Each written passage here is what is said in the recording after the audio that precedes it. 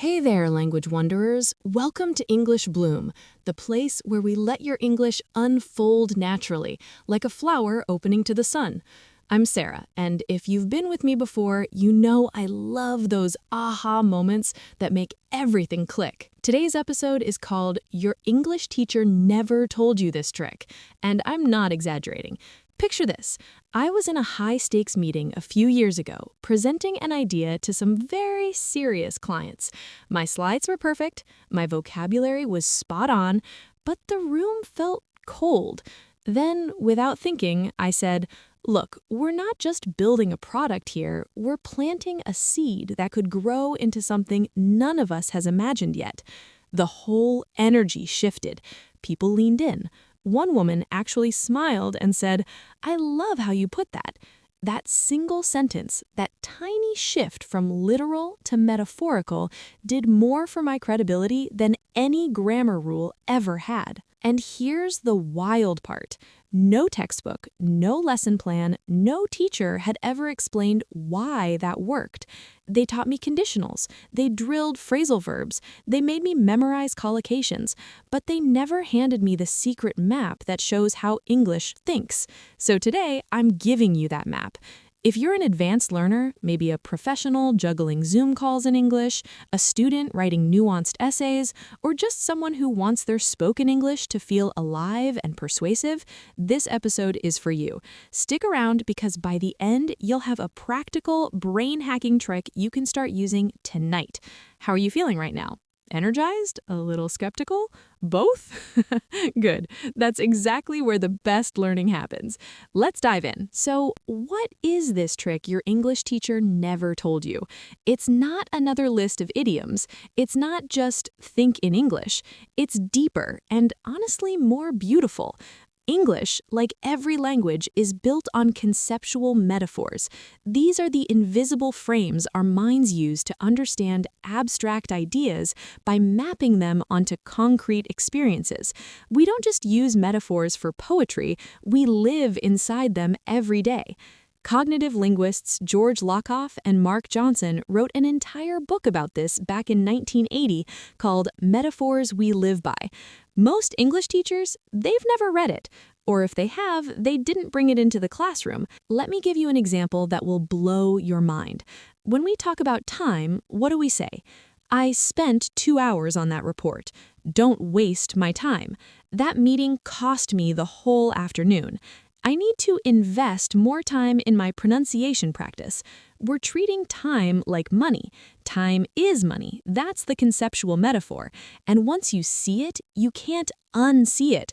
It shapes how we plan our days, how we feel guilty about wasting an evening, even how we negotiate deadlines.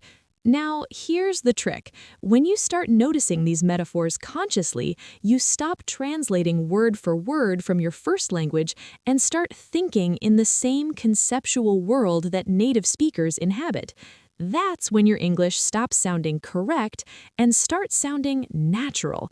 If you're listening right now and thinking, "Wait, Sarah, is this just fancy linguistics talk?" I promise it's not. This is the practical shortcut advanced learners have been missing. Let's look at a few more that show up constantly. I'll give you the metaphor, then the everyday language it creates, and then a quick learner spotlight so you can steal it immediately. First, argument is war. We don't just disagree, we attack weak points, defend our position, shoot down ideas, and sometimes we even win or lose the argument. You'll hear this in boardrooms, in politics, even in friendly debates with friends. Learner spotlight? Next time you want to disagree politely but firmly, try, "I see where you're coming from, but I'd like to challenge that assumption before we move forward."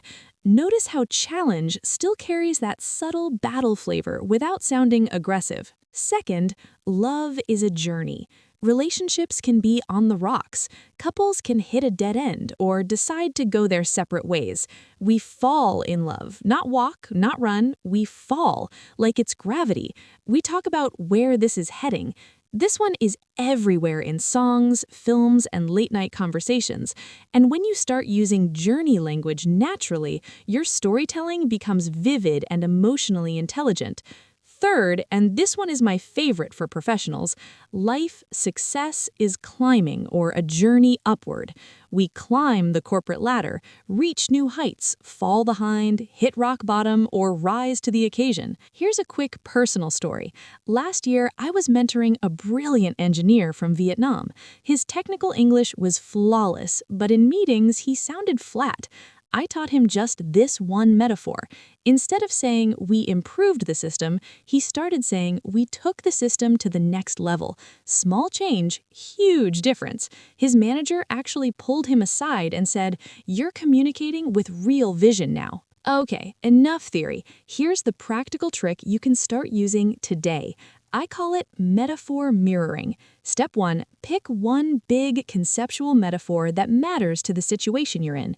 Step 2, instead of translating literally from your first language, pause for half a second and ask yourself, how would a native speaker frame this using the metaphor? Step 3, speak inside that frame. Example, you're explaining a difficult project at work. Literal translation in your head, this project has many problems and it's taking longer than expected. Metaphor version, we've hit some unexpected detours, but we're still very much on track to reach the destination. See how much warmer and more confident that sounds? Another powerful one for advanced discussions, ideas are objects or ideas are plants. We grasp ideas, hold on to them, plant seeds of thought, or watch an idea take root and flourish. Try this the next time you're in a debate. I really like the seed you planted earlier about remote work culture. It's starting to flourish in my own team. I still remember the first time I did this in a podcast interview. The host literally stopped and said, "You have such a beautiful way with words." And I was like, it's not me, it's the metaphor. Now, here's where it gets really interesting for us as global English users. These metaphors aren't universal. In some languages, time is seen as a river flowing towards you, not something you spend like cash. In others, arguments are dances, not wars. Understanding this difference is pure gold for cross-cultural communication. What if, and this is my favorite what if question, what if you started noticing the metaphors in your own first language and gently layered English ones on top? You don't erase your cultural lens, you expand it. That's when your English becomes truly bilingual in the deepest sense. Real talk moment, there was a period when I felt like an imposter speaking English, even though I'm a native. I was living in Seoul for a year and suddenly realized my Korean friends were using English metaphors more creatively than I was. They were borrowing our frames and making them their own. It humbled me and inspired me. That's the beauty of this trick. It's not about copying natives perfectly, it's about playing inside the same conceptual playground. Of course, every powerful tool has its traps. Biggest one, mixed metaphors. Nothing kills the magic faster than saying, we need to grab the bull by the horns and run it up the flagpole to see if it flies. Yeah, I've done that on air. Mortifying. Pro tip? Pick one metaphor per idea and stay inside it. Consistency feels elegant. Second pitfall, overusing them in very formal writing. In academic papers, you'll want to be more restrained. But in spoken English, meetings, presentations, networking, even dating, they're absolute gold. Third, practice in low-stakes situations first. Tell your best friend a story using the love is a journey metaphor. Record yourself explaining your weekend plans using time is money. The muscle memory builds fast. And here's a bonus advanced move for C1, C2 listeners. Combine metaphors with hedging and boosting. Instead of, I think your idea is good, try, I really like the seed you planted there. It could genuinely take us to the next level, though we might need to navigate a few detours first. See how the metaphor plus hedging creates nuance, warmth, and authority all at once? That's the level we're playing at now. All right, we're coming into the home stretch. Let's pull it all together.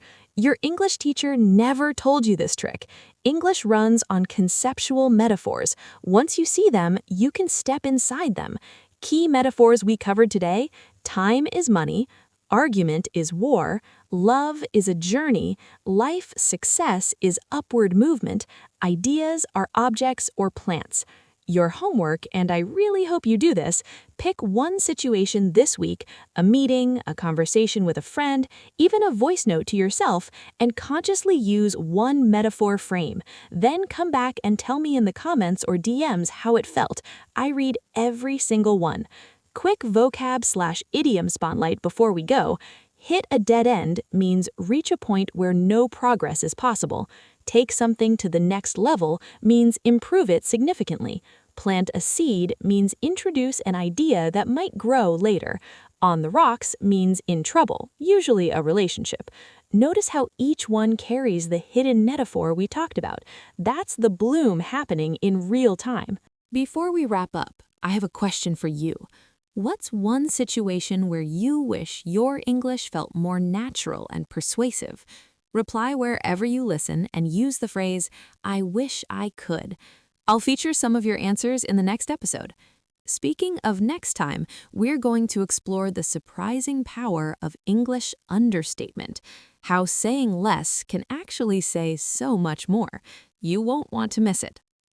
If this episode made you see English in a new light, I'd be so grateful if you shared it with one friend who's also on this language journey.